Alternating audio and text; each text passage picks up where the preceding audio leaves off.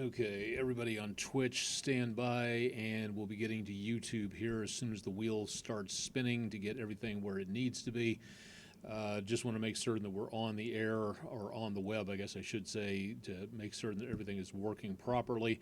Had to do some connections and disconnections and wanted to make certain that everything is so far so good. And audio sounds good there, and let's just make one more check on Twitch to make certain everything is working at that location. That's not what I wanted. Wish the mouse would do what I tell it to do. Good news for tonight, if you are just tuning in, so far so good where it comes to anything involving our monitor problems. You may have tuned in about a week or so ago, especially if you are on YouTube. If you're on Twitch, you were watching live, but unfortunately we had to record and then send the recording over to YouTube, so we weren't able to be on live because of the fact that this structure right behind me is what I use to illustrate what happens. Now, usually on YouTube, you could see this with the monitor information directly into the screen. Can't see that on Twitch because you don't have that feed over there for everything. Let me just check audio real quick. That's not good. Hang on 1 second here.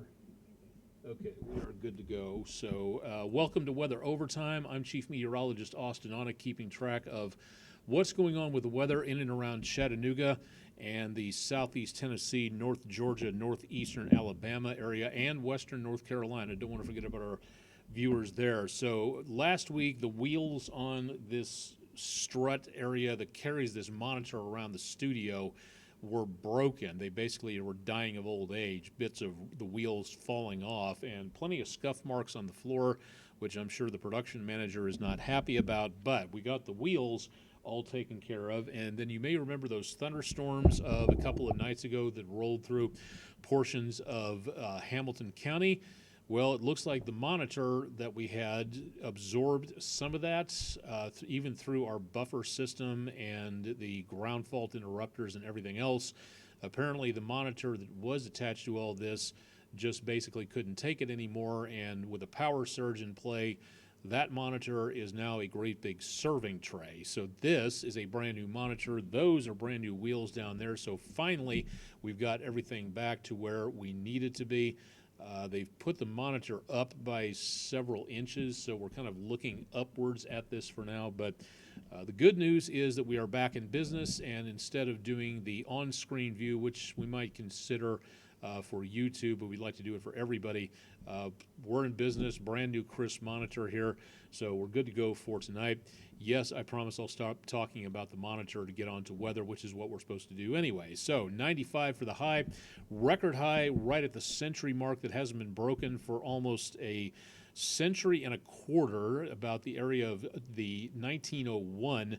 56, the record low that hasn't been broken since 1963. Wouldn't that feel nice at this point? And when you get into this time of the year and the temperature, the record low temperatures are in the high 50s, you know that you are in an area of the country that doesn't pick up a lot of cold air at this time of the year.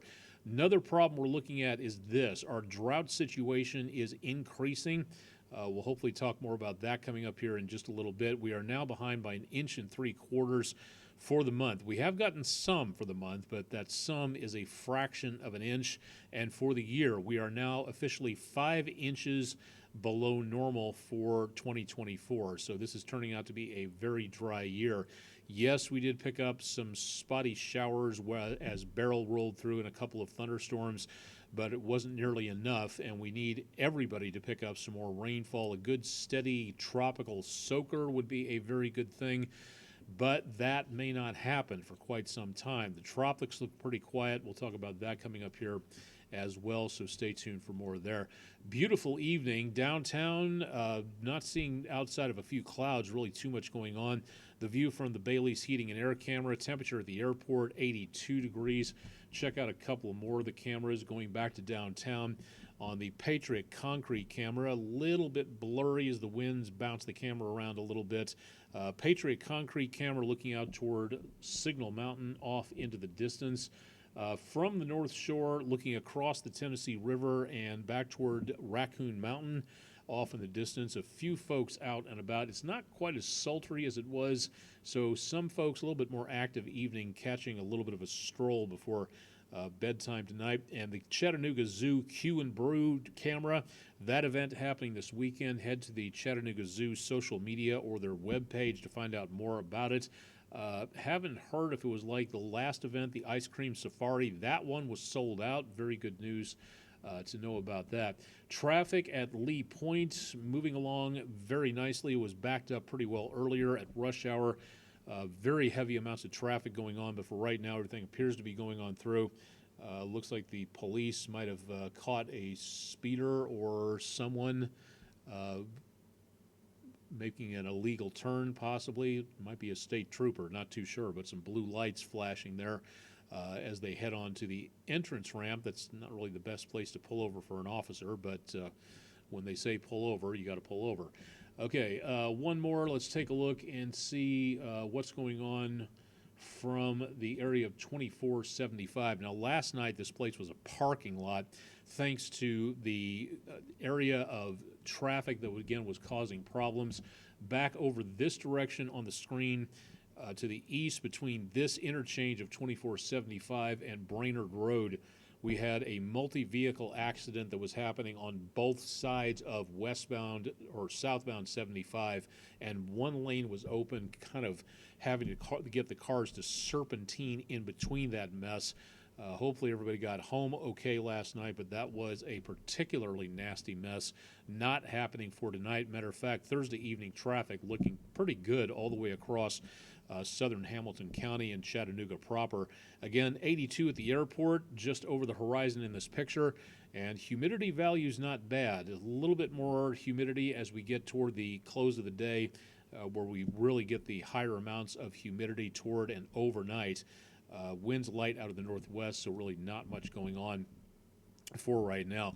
We're on a little late tonight as News 12's Andrew Harrison has some recordings to do, so we let him do that, and then we get back on the air to let you know what's happening. So after 10 o'clock at night, about 10:20 Eastern time, not much happening. Temperatures 60s back over toward western North Carolina, and high 70s to lower 80s across much of the region. A little further onwards, much of the southeastern United States still pretty toasty.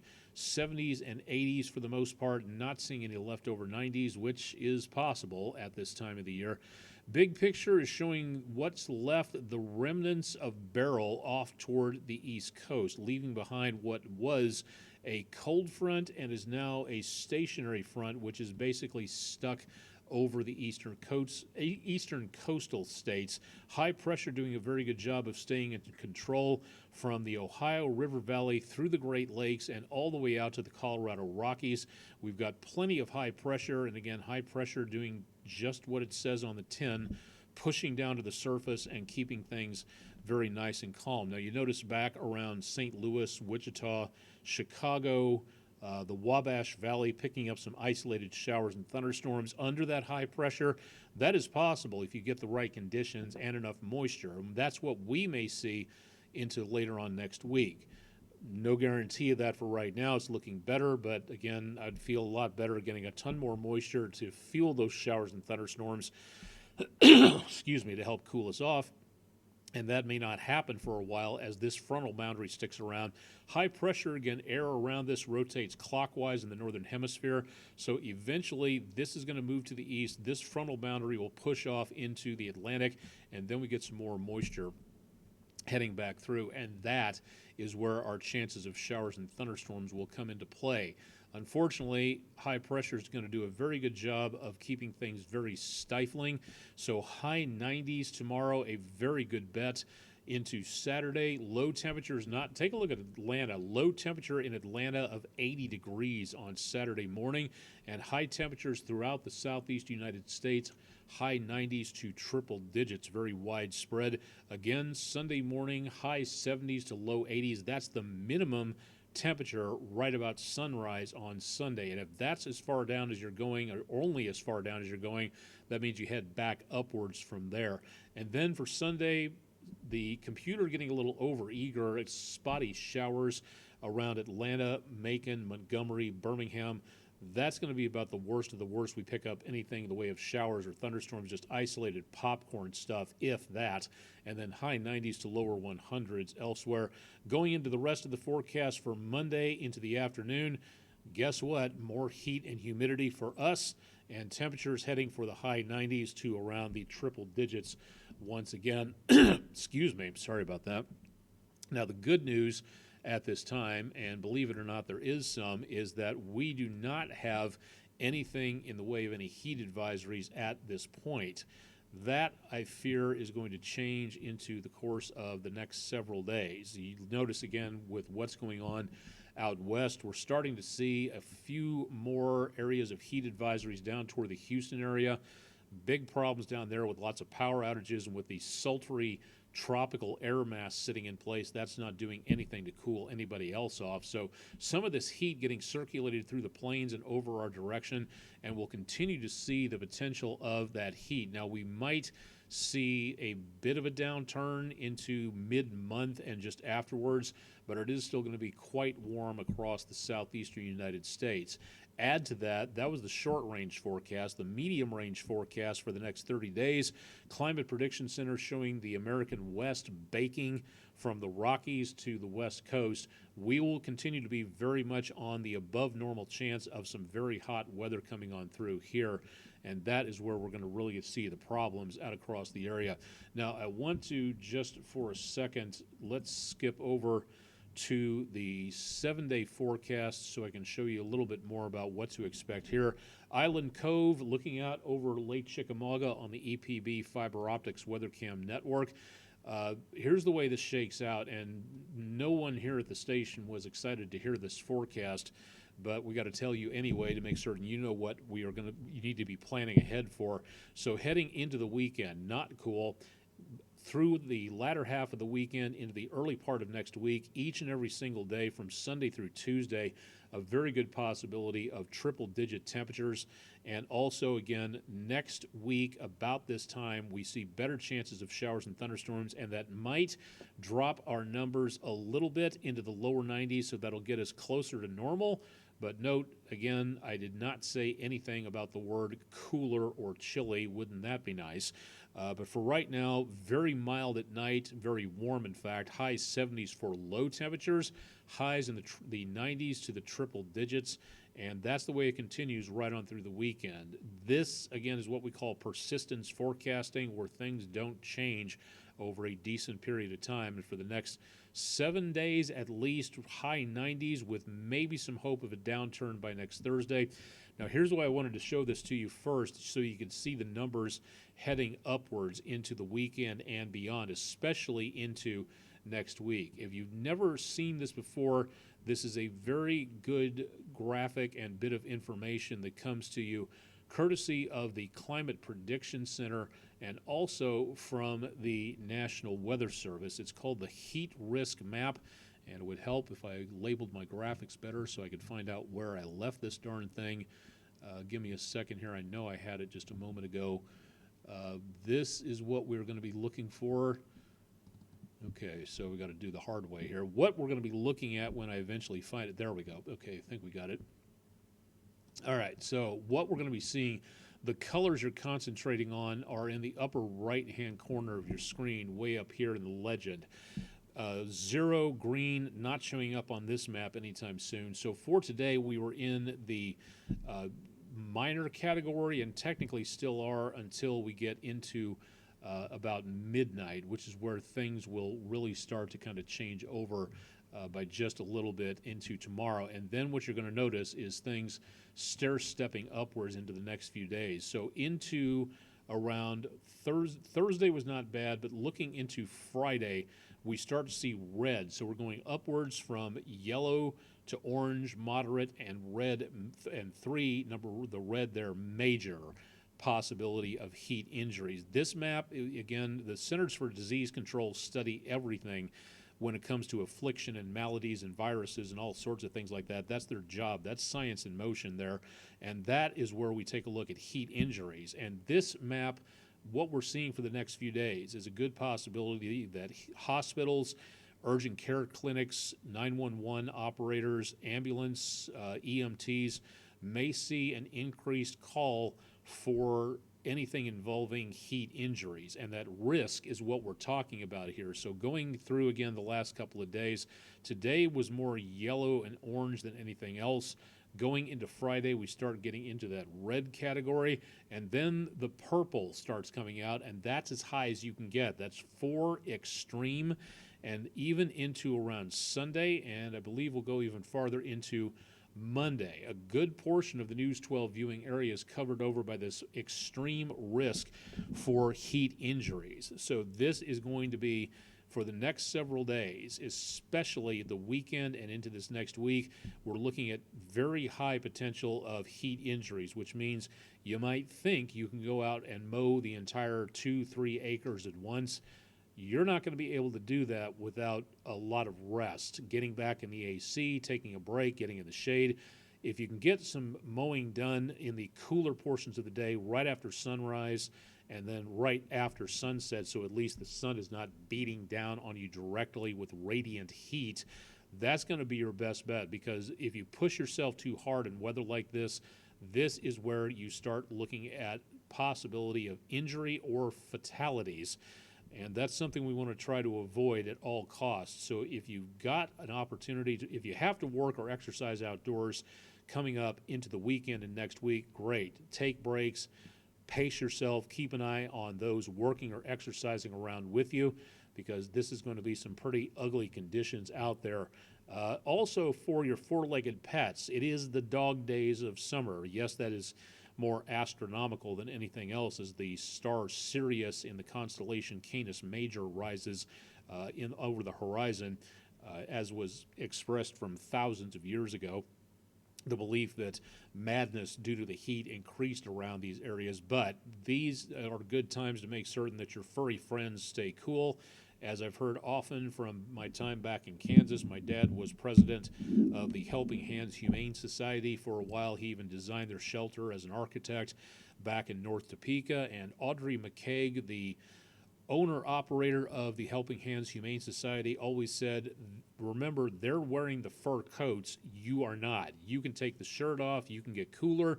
They have to wear that fur coat all the time. So outdoors in the heat, if you have an outdoor dog, fine, but please make certain that they have good access to shade, to something cool to lay on, plenty of clean water, and make certain that they are able to get there. The best thing these days with numbers like this, bring them indoors. Let them experience the air conditioning out there.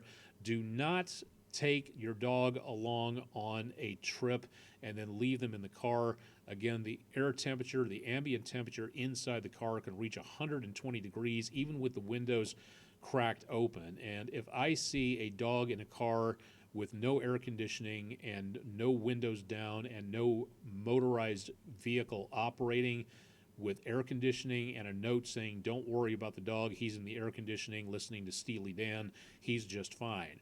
If I don't see that, I'm calling the cops, because that is something that really needs to be taken care of. And that could be considered legally animal abuse or animal neglect. So leave the pets at home. You don't need to be taking them out in places like this and leaving them in the car even for a minute or two. Exercise outdoors on hot days. Again, early morning, early evening, after the sun goes down. I have to go home and walk House Onic weather dog Marlo T. Shorkey, and she enjoys her midnight strolls, but the heat out there is still going to be pretty high over the next few days, so anybody with fur is going to have to deal with that. Walk the pet in the grass, if at all possible, to avoid those hot asphalt surfaces that do nothing but absorb the heat and can get up to 130 to 160 degrees Fahrenheit. And if they are outside again, make certain they have access to cool water to either dip their paws in to drink, make certain that they have adequate shelter out of the sun. Imagine how you would feel out there with no shelter. That is definitely something to consider where it comes to safety's sake, so please consider that. Also, again, if you're doing anything outdoors, drink your water. Put back into your body what sweats away. Get into the shade or the air conditioning and stay there for as long as you possibly can to recharge. Again, you don't have to go mow the lawn or do the chores outside several hours in a row. That could lead to problems. And again, please keep an eye on those working or exercising around with you just to see, again, what is going on, to make certain everybody stays safe. So please, please, please consider that and stay safe over the course of the next couple of days. Let's take a quick check of the tropics. Fortunately, there is nothing going on, and we'll go a little farther south. We'll talk more about that area of low pressure in just a minute. The Pacific, nothing going on, and so far the good news is that we will not see anything happening in the next 2 to 7 days, according to what the National Hurricane Center has been saying. Let me just double check here that I'm not missing an update or something. And it looks like, okay, we do have one disturbance, this one right down here, right off of the northwestern South American coastline south of the Panama Isthmus. That is heading out into the open ocean, and that is going to be giving a 20% chance of development. Conditions could become favorable for some slow development of the wave next week as it approaches the central portion of the eastern Pacific basin. Again, it's going to take several days for that to develop, but it doesn't really look like too much. Let's go back closer to the East Coast. Again, that cold front, now stationary front that Beryl has left behind. We've got an area of rotation in the ocean. It's not strong, and it is starting to move some moisture up toward the Outer Banks and possibly around South Carolina's beaches as well. This one, have to redo this graphic here because as of right now, this disturbance taking place has now gone down to a 0% chance of anything happening. The disturbance, let's see, development of the system is not expected before it moves inland over South Carolina and North Carolina on Friday due to strong upper-level winds. However, the disturbance could contribute areas of heavy rainfall and possible flash flooding across portions of the Carolinas and the mid-Atlantic through tomorrow night. That could be a problem for beachgoers if you're going to be in that area, but for right now, this does not look like it's showing any signs of becoming the D storm. We've had A, B, and C so far, so D is next on the list, and we've only been in the season for the last 1 month and 11 days, so we've got a long ways to go. Keep in mind, again, the waters of the Caribbean, the Gulf Stream, the Loop Current, and up along portions of the Bahamas are very warm. Anything above 80 degrees is where we start seeing problems with more moisture, more instability, more powerful storms happening more quickly. And that's what we've got going on from the Bay of Campeche all the way out to Hispaniola. So if anything develops here in the next couple of weeks, it's got plenty of energy to draw on, which means we could go from tropical storm to Category 5 in nothing flat. The one thing that is helping us at this time is, again, the Sahara Desert is sending waves of dust and energy out over the Atlantic. Again, some of you may never heard about this before, but this is a completely natural phenomenon. The plants and the animals and the general overall biosphere of the Amazon rainforest take all of this dust and turn it into nutrients for the soil. It's how the soil stays fertile from a continent and an ocean away. But we're also seeing more poofs of this dust moving closer to us. So we're going to continue to see better chances of more dust heading our way, and that dust will block out the sunlight, and that will curtail the chances of anything in the way of any major amounts coming up, at least for the time being. That's where we run into the problems, because if you take a look way out west where this dust is not, that's where we could see some development. Now, hopefully the dust will get rid of some of the temperature rise and the chances of the storms really starting to become stronger that much quicker. But that's no guarantee that something else won't form. Bermuda, north of South America, down into the what is called the intertropical convergence zone. So this is where we could see, again, the potential for a lot of problems in the next several days and weeks. With the dust in place, not so much. But again, please remember it takes one storm to get going and could ruin somebody's day, week, or life. So let's all be prepared and pay attention to the weather, especially if we are heading anywhere to any coastline or ocean area in this part of the Western Hemisphere, north of the equator. This is expected to be a very, very big problem for right now. Curie Blood Rose on Twitch, welcome to the show. Thank you very much for checking in. Are we looking at the hurricane season being as active as they are forecasting for this year? Very good question, and that is one that we have been taking a look at in the last several days. And if you haven't heard, this is something to really check out, because the forecasters at Colorado State University issue a forecast early April through about early May, and they give an idea as to what's going on, what they think is going to be happening because of several different factors: ocean warmth, the lack of wind shear, El Nino in the Pacific. So what we are looking at for right now, the forecast from April, average named storms 14, 23 estimated on the April 4th forecast, which means that's the entire alphabet pretty much, because we don't have any names that begin with Q, X, or Z. Now, hurricanes, a storm can get a name as a tropical storm, but it can go to a hurricane status from a tropical storm. We're expecting 11 of those, usually about just over 7, and major hurricanes, that's category 3 and above, 3.2 between 91 and 2020 as an average. This year we were forecasting 5. Now that was the previous forecast. A few days ago, the Colorado State University forecasters issued an update that shows even worse conditions expected. Named storms from 23 to 25, hurricanes from 11 to 12, and major hurricanes from 5 to 6. Now, you may be saying, okay, well, a couple of extra hurricanes, that doesn't sound so bad. Well, the problem is we're going up on the numbers instead of down. So that is where we start looking at some problems in and of itself. The fact that we've got an estimate of enough hurricanes, enough named storms to take us into the Greek alphabet like we did in 2005, that's concerning in and of itself right there, to say nothing about how many major hurricanes we're looking at, which is basically twice the normal average. Excuse me. Now, there's one other thing to consider here: the amount of energy that the cyclones can accumulate and to help them grow and become larger and stronger. It's called accumulated cyclone energy, or ACE. Normal, again, over a 30-year period, 123.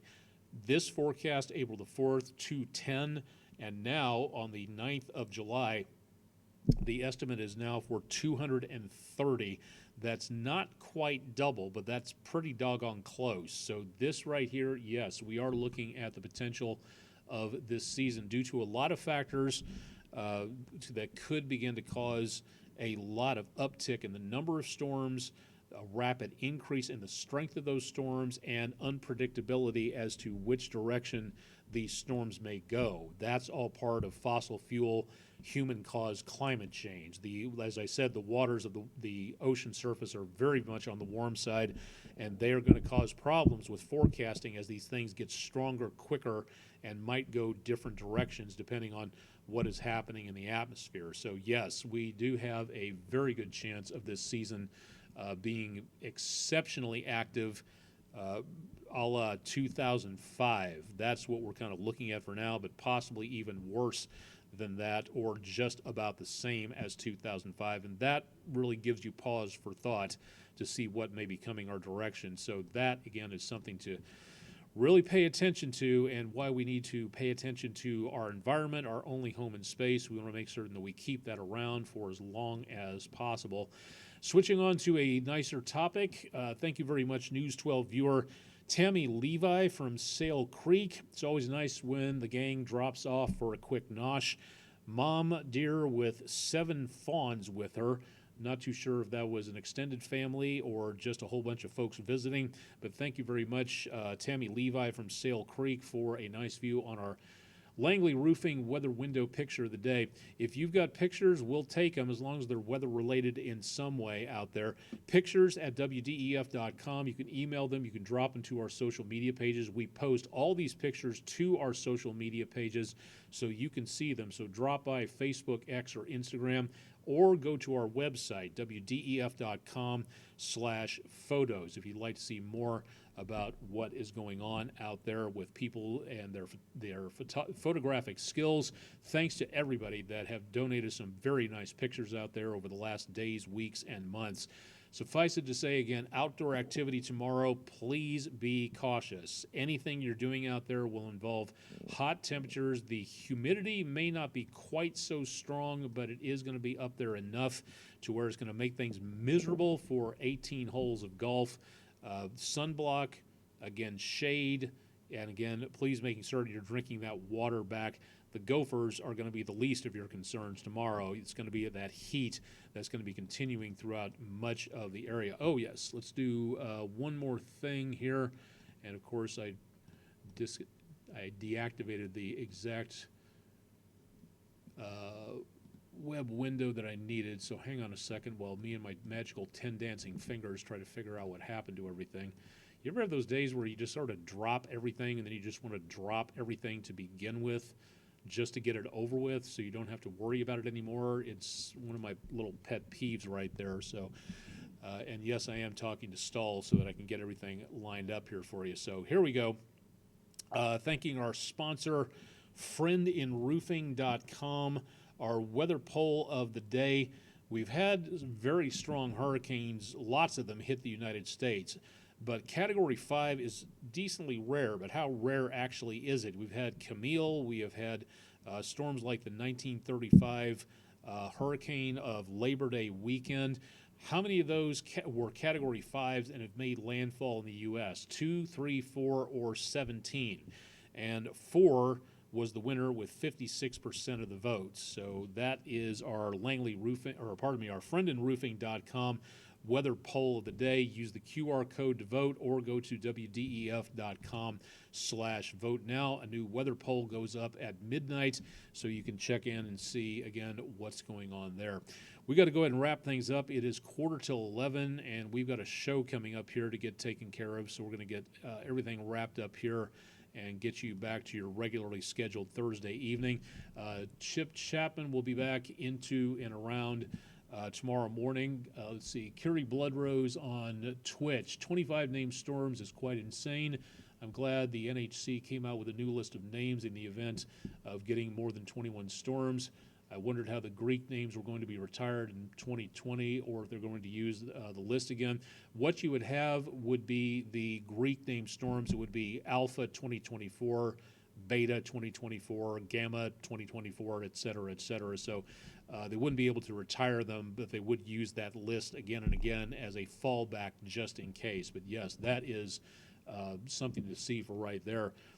Next week, the storms Wednesday and Thursday, I'm kind of a little bit concerned that they're not going to be enough. And because as of right now, the computers this far out are looking at storms next week. As we get closer and closer to the event, these things have a habit of kind of folding up on us and not becoming what we need in the way of rainfall. So I'd like to think we're going to get some more rain next week, and hopefully that's the case, and I'll keep it in the forecast because so far the computer models are saying that, but I have seen times where we get closer and closer and those rain chances just basically kind of fold up on us. It would be nice to get some more rainfall in here. What we need is just a week of a good, slow, leftover tropical storm soaking. Don't think that's going to be happening anytime soon, but that would be nice to think about. All right, again, Chip Chapman coming up tomorrow morning with your forecast. Don't forget to stay tuned to News 12 on air and online throughout the rest of the weekend. And again, the 7-day forecast in the lower corner of your screen down there on YouTube, down there on Twitch.